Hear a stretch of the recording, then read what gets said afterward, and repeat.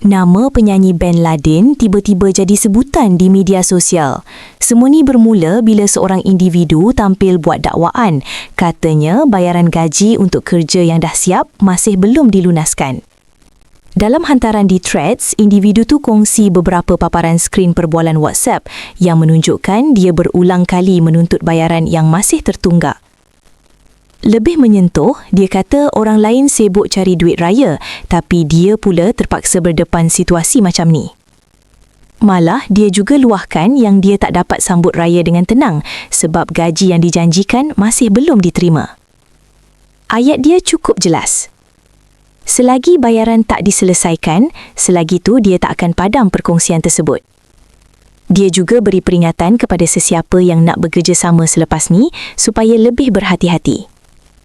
Dalam tangkap layar tu, difahamkan bayaran sepatutnya dibuat sama ada pada malam raya atau hari pertama raya. Tapi bila masa tu berlalu, semuanya jadi tanda tanya. Menariknya, di ruangan balas, Ben Laden tampil beri respon. Katanya, dia dah pun jelaskan siapa sebenarnya yang bertanggungjawab untuk buat bayaran tersebut. Dan ayat terakhir tu agak tegas. Teruskan dengan tindakan awak, saya dengan tindakan saya. Dan jangan lupa cerita sekali tentang barang yang hilang. Bila dua pihak mula bersuara, cerita jadi semakin kabur. Siapa betul, siapa salah, semuanya masih jadi persoalan. Dalam situasi macam ni, bagi korang, wajar ke perkara macam ni dibawa ke media sosial dulu atau selesaikan secara tertutup?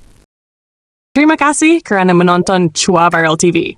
Jangan lupa like, komen dan subscribe untuk terus dapatkan update terkini tentang dunia hiburan Malaysia. Jumpa lagi di video seterusnya. Stay tuned untuk lebih banyak kisah sensasi